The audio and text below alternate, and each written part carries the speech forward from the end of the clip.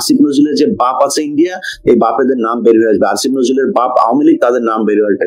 যে কারণে সেটা নিয়ে কমিটি করা হচ্ছে না। আমার কোন কথাটা আসিফ নজরুলের বিশ্বাস নেই সেটার বাইরে এগুলো আমি একদম প্রকাশ্যে একদম ভিজিবল জিনিস, এইটা নিয়ে জিজ্ঞেস করেন আসিফ নজরুলকে, কেন এখন পর্যন্ত কমিটি তৈরি করেন, কেন এখন পর্যন্ত আলেমরা জেলে, কেন এখন পর্যন্ত বিডিআর এর লোকজন বের হইতে পারেনি। এগুলো নিয়ে কোশ্চেনের জবাব দিতে পারলে আমরা আসিফ নজরুলের ব্যাপারে সন্তুষ্ট হবো। আসিফ নজরুল নিয়ে ভাই যেটা আপনি আমাকে বললেন, আসিফ নজরুলের ব্যাপারে আপনাকে বুঝতে হলে একটু ভিতরে যাইতে হবে আর একটা সপ্তাহ ওয়েট করতে হবে। আসিফ নজরুল আসলে কে সেটা আপনাদেরকে জানতে হবে। দেশবাসীকে জানলে সেই দিন আপনারা বুঝতে পারবেন যে আসলে আসিফ নজরুলকে দিয়ে এসব সম্ভব কিনা। আর আরেকটা বিষয় সেটা হচ্ছে যে, যেহেতু আমার চ্যানেলে এই কথাগুলো এটা নিয়ে খুব বেশি করার টাইম পাইনি, আমি আরেকটা নিয়ে খুবই ব্যস্ত আছি। সেটা হলো, আপনার যাদেরকে নিয়ে কথা হচ্ছে তারা তো সমন্বয়ক, তাই না? তারা তো তারই সরকারে আছে, সমন্বয়করা বাইরে আছে। সমন্বয়কদের কাছে যা জিজ্ঞেস করেন, সমন্বয়কদেরকে যা করেন, নাহিদ আসিফ এরা বলুক যে আসিফ নজরুল প্রধান উপদেষ্টা হইতে চায় নাই, এটা নিয়ে কোনো কথা ওই দিন সকালে হয়নি। যদি এটা বলে তারপরের দিন আমি বলবো যে ওকে ঠিক আছে, তাহলে ওদের আমাকে যারা তথ্য দিয়েছে, কারণ আমি যে প্রোগ্রামটা করেছি এই প্রোগ্রামটা তো ভাই আমি তো সেনাবাহিনীতে চাকরি করিনি, আমি সেনাবাহিনীতে ট্রেনিংও করিনি। তো সেখানে এরকম কিছু জিনিস দেখানো হয়েছে যে জিনিসগুলো সেনাবাহিনী না দিলে তো এটা সম্ভব না। আপনি সেনাবাহিনীর এই যে ওরা যে ট্রুপ যে করেছিল, কোন কোন জায়গায় ওদের চেকপোস্ট, কোন কোন বাহিনীর এই ব্রিগেডের চেকপোস্ট কোথায় দেওয়া হয়েছে, এগুলো সব ম্যাপ সহ এখানে দেখানো হয়েছে। তো এটা কিভাবে সম্ভব? নিশ্চয়ই সেনাবাহিনী সহায়তা করেছে এখানে। তো সেনাবাহিনী যদি নাকি আমাকে এটা দিয়ে থাকে তাহলে আমাকে ভুল দিতে পারে, তাহলে ভুল যদি দিতে পারে দেয় তাহলে সেটার জন্য আমি কার কাছে আমি এটা জাস্টিফাই করবো? জাস্টিফাই করতে গেলে আমাকে কোনো না কোনো একটা থার্ড পার্টি, আমি যা বলছি সেটাও সত্য না, আসিফ নজরুল যা বলবে সেটাও সত্য, থার্ড পার্টি কে হইতে পারে সেটা? তাহলে ছাত্ররা হইতে পারে। ছাত্রদেরকে বলেন পোস্ট করে যে সাংবাদিক ইলিয়াস যা বলেছে এগুলি সব মিথ্যা কথা, ওই দিন আসিফ নজরুল প্রধান উপদেষ্টা হইতে চায় নাই, এবং ডক্টর মোহাম্মদ ইউনূসকে নিয়ে যে প্রধান উপদেষ্টা হওয়ার বিষয়ে যে কনফিউশন তৈরি হয়েছিল নিজেদের মধ্যে, সেটাও হয় নাই, এরকম কোনো ঘটনাই ঘটে নাই। তাহলে আমি বুঝবো যে ওকে ঠিক আছে, তাহলে বোধ হয়, কারণ আমি নাহিদ আসিফ, আপনার হাসনাত সার্জিস এদেরকে আমি বিশ্বাস করি। ওরা বলুক, ওরা যদি বলে না ইলিয়াস ভাই এটা ঠিক না, ইভেন আমার পার্সোনালি ফোন করে বলুক ইলিয়াস ভাই আমি এটা আপনি যা বলেছেন এটা আসলে সত্যি না। ইভেন যে সমন্বয়কদের ভিতরে একজন এই পর্যন্ত কথা বলেছে, তিনি বলেছেন যে ইয়েস আসিফ নজরুল, এবং এটা না আরো একজনের কথা বলি, সেটাও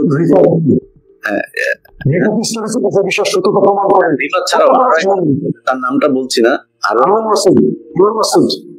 না সে হচ্ছে গণ অধিকার পরিষদের, তাকেও আপনার নিয়ে গিয়েছে এই করে, সেটা নিয়ে আবার নানান ধরনের তাদের ভিতরে অনেক সমস্যা চলছে, তারাও সন্দেহ করছে। অর্থাৎ গণ অধিকার পরিষদও বিষয়টা নিয়ে প্রচন্ড রকমের সন্দেহ করছে।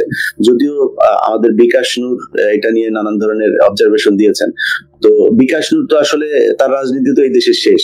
আপনি 15-20 জন পোলাপান নিয়ে আপনি একটা করতে পারবেন, একদিন মিছিল হবে 15-20 জন, কারণ এটা তো ব্যবসা প্রতিষ্ঠান হিসেবে হয়ে গিয়েছে। সে কোথায় কোথায় টাকা পয়সা নিয়েছে, কোথায় কোথায় তার ব্যবসা, তার বাইরে কি ব্যবসা ধরিয়ে দিয়েছে, এগুলো সব কিন্তু আমরা জানি। সো বিকাশ নূরকে বলবো, বিকাশ নূর আপনি ফেসবুকে আমার একটা পোস্ট করেছেন, আপনি ওটার জন্য ক্ষমা চাই আবার পোস্ট করবেন, তাহলে কিন্তু গোলাম ময়লা রনি হয়ে যাবেন। এটা মাথায় রাখেন যে আমি যদি ধরি না, আমি কিন্তু ফাও কথা বলে ধরবো না, আমি ধরলে সময় নেই, কিন্তু সময় নিলে ওটার ভেতরে জিনিস থাকে।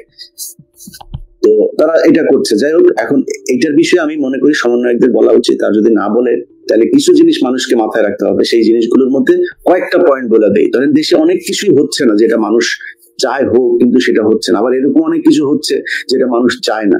এর মধ্যে অন্যগুলো বাদ দিলাম, ধরেন নিত্য প্রয়োজনীয় জিনিসের ওইটা বাদ দিলাম, প্রবাসী মন্ত্রণালয়ের কিছু, পররাষ্ট্র মন্ত্রণালয়ের কিছু কাজ আছে, প্রবাসীদের কিছু নিয়ে কিছু কাজ আছে, যে প্রবাসীরা এখন পর্যন্ত যে সুযোগ সুবিধা পাওয়ার কথা, ইন্ডিয়া থেকে সৌদিতে যাইতে লাগে 1 লাখ, আমার দেশ থেকে কেন 5 লাখ লাগে, 7 লাখ লাগে, মালয়েশিয়া যেতে কেন 50,000 জায়গায় 5 লাখ লাগে, এটা নিয়ে প্রবাসীদের এই কাজগুলো করা দরকার, হচ্ছে না, এগুলো বাদ দিলাম। আসিফ নজরুলের জায়গাটাই আসি। আপনাদের মানে বিশ্বাস হয় যে এখনো পর্যন্ত কয়েক হাজার আলেম জেলে আছে? এটা বাংলাদেশের মানুষ কি বিশ্বাস করেন? এখনো পর্যন্ত আছে, এখনো পর্যন্ত, এই যখন কথা বলছি এই সময় পর্যন্ত। বিডিআর এর পরিবারগুলোর সাথে আমার মানে আমার জায়গা থেকে আমি তাদেরকে যতটুকু সম্ভব আমি সাপোর্ট দেওয়ার চেষ্টা করছি। তাদের সাথে আমার কানেকশন আছে, তাদের সাথে আমার কথা হয়, এই মামলাগুলোর ব্যাপারে কি হচ্ছে, সামনে কি হতে যাচ্ছে, এগুলো নিয়ে সবসময় তারা আমাকে আপডেট জানায়। 5 তারিখের পরে ভাই 3টা শুনানি হয়েছে, জামিন শুনানি। বিস্ফোরক দ্রব্য মামলা, আপনার এই দুইটার মধ্যে আপনার এই মামলাটা আছে। আর অন্য মামলায় যেটা বিডিআর হত্যাকাণ্ড নিয়ে যে মামলা, সেই মামলায় কিন্তু তাদের কারো 5 বছর, কারো 10 বছর, এমন একজনও নাই যাদের আপনার সাজার মেয়াদ শেষ হয় নাই। মনে হয় 2-3 জন বা এরকম কয়েকজন আছে যাদের যাবজ্জীবন এদেরও শেষ হওয়ার পথে। এখন তাদেরকে ছাড়া হচ্ছে না। 5 বছর মেয়াদ যার, সে কিন্তু 10 বছর ধরে ফাও জেল খাটছে।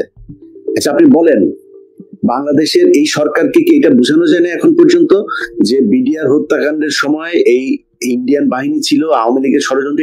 এটা কি আসিফ নজরুলকে বোঝানো গেছে এখন পর্যন্ত?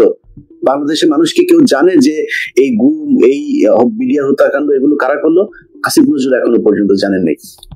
এদের প্রথম শুনানিতে আসিফ নজরুল পিপি নিয়োগ দেওয়ার সময় পায়নি, তার আগে কিন্তু শিল্পকলা একাডেমি, ডিজিটিজি এগুলো নিয়োগ দেওয়ার সময় পেয়েছেন। তারপরে অন্যান্য কথাবার্তা আপনার চ্যানেলে আর নাই বলি, সুন্দরভাবে বলা যায়, সেগুলো আর না বললাম। উনি পিপি নিয়োগ দিতে পারেন প্রথম শুনানিতে। আচ্ছা, পরের শুনানি হইল সম্ভবত এই মাসের 7 তারিখে বোধ হয়, নভেম্বরের 7 তারিখে। সেই নভেম্বরের 7 তারিখে সম্ভবত, আমার ঠিক আমি ডেটগুলো ভুল করতে পারি, অর্থাৎ লাস্ট যেটা গেল সেটাতে বলেছে যে পিপি নিয়োগ হয়েছে। উনি পড়ার সময় পান নাই এখনো, এটা বিশাল বড় একটা এটা পড়ার এখনো সময় পায়নি। আচ্ছা, তারপরের না সরি, এটা হলো এর আগেরটা। আর লাস্ট যেটা গেল সেটাতেও বলেছে এখনো তাদের আরো সময় লাগবে। সেই সময় কবে? সেটা চেয়েছে জানুয়ারির 8 তারিখে পরের শুনানি, ডিসেম্বর, তারপরে জানুয়ারি। তো আসিফ নজরুল, আপনার শাওনের সাথে বিছনার মধ্যে আপনার লুটুপুটু খেলার জন্য এই দেশটা স্বাধীন হয় নাই। আপনাকে বুঝতে হবে এই দেশে আলেমরা জীবন দিয়েছে, তাদের তাড়াতাড়ি ছাড়ানোর ব্যবস্থা করেন। তাদের মামলার ব্যাপারে প্রচন্ড রকমের রেস্ট্রিকশন দিয়ে রেখেছে, শুনানি হচ্ছে না, জানেন আপনি? আমি কালকে আলেমের সাথে কথা বললাম, তাদের এই শুনানিগুলো ডিলে করা হচ্ছে, সপ্তাহে একদিন করে আপনার শুনানি নেওয়া হচ্ছে, এর বাইরে মামলা। মানে যত এটাকে লেন্দি বানায় এই আলেমদেরকে যতদিন জেলে রাখা যায়। আসিফ নজরুল স্বপ্ন দেখে আর্মি আসবে, আর্মি আসার পর এদের নিয়ে কথা বলা যাবে না। আসিফ নজরুল, আমরা বাল ফালাইতে এখন এখানে বসে আছি, আপনার মনে হয় এখানে আমেরিকায় বসে আছে, এতদিন দেশে যাই নাই কেন? তোমার মতো এরকম এই ইন্ডিয়ান রয়্যাল এজেন্ট যে এখনো পর্যন্ত আসতে পারে, এটা আমরা জানি। তোমাদেরকে নির্মূল না করা পর্যন্ত দেশে যাব না। কিছু ছিঁড়তে পারলে ছিঁড়া দিও। এগুলি খুব কষ্টের কথা মাসুম ভাই, বিশ্বাস করেন। বিডিআর এর পরিবারগুলো আপনি জানেন, সেই উত্তরবঙ্গ থেকে ঢাকায় আসে, বাস ভাড়ার টাকা নাই ভাই, বাস ভাড়া দেওয়ার মতো টাকাটা নাই। সেই মানুষগুলোকে এইখানে আনা হচ্ছে, তারা আসতেছে, তাদের এই নাই ওই নাই। আর আসিফ নজরুল, আপনার সব কাজ বাদ দিয়ে বিডিআর এদেরকে বার করতে হবে, কারণ তাদেরকে ভারতের সরাসরি চক্রান্তের শিকার এই মানুষগুলো, আপনি তাদেরকে বার করেন না। এই কাজ কার? সারা দেশে আপনি জানেন এই ইয়েদেরকে জামিন দেওয়ার জন্য আপনার দেওয়া হচ্ছে, কি বলে, চাপ দেওয়া হচ্ছে। পুলিশকে তাড়াতাড়ি বলা হচ্ছে, তাড়াতাড়ি আপনারা রিপোর্ট দেন, রিপোর্ট না দিলে জামিন দিয়ে দিব। আমি কালকে একজনের সাথে কথা বললাম, খুব বড় উপর লেভেলের এক পুলিশ অফিসারের সাথে কথা বললাম। তিনি বললেন যে এই ভাই, আমাদেরকে এই থেকে এই ধরনের অসহযোগিতা করা হচ্ছে, জামিন দেওয়ার জন্য পাগল হয়ে গিয়েছে জজ সাহেবেরা। জজ কে কোথায় আছে, এটা নিয়োগ কে দিবে, কোথায় কার জামিন হয়েছে? আপনি গত সপ্তাহে ঝিনাইদহে 2 জন এমপি হয়ে গিয়েছে, আপনার জামিন হয়ে গিয়েছে। হ্যাঁ, ইন্ডিয়া চলে গিয়েছে 2 জনই। এটা কে? এটা আসিফ নজরুল এই খবর জানে? এটা তো তার মন্ত্রণালয়। এই খবর কে রাখবে? এই খবর সে রাখার সুযোগ পায় না। তার বান্ধবীরে ঢুকানোর জন্য যে কোনো এক জায়গায়, ওই জায়গায় ওইটার নাম শুনলে আবার অনেকে উনি বুঝে ফেলতে পারে, আবার তার বিরুদ্ধে অ্যাকশন। তার বান্ধবীরে ঢুকানোর জন্য সে আবার মানে বিশাল আকার ফাইট শুরু করেছে তার এক গার্লফ্রেন্ডে ঢুকানোর জন্য। তো এইভাবে আসিফ নজরুল চেষ্টা পাচ্ছেন। এবং আসিফ নজরুলের কাছে যদি নাকি আপনারা করতে চান যে আসিফ নজরুল যে কথা এতদিন ধরে বলেছে, সেই কথার মধ্যে যদি আপনাদের মনে হয় যে গরমিল আছে, তাইলে বুঝতে হবে যে আসিফ নজরুলের ভেতরে সমস্যা আছে। কারণ আসিফ নজরুল যদি নাকি যে কথা আমরা তার মুখ থেকে এতদিন শুনেছি সেটা যদি সত্য হইতো, তাহলে সবার আগে যেটা হইতো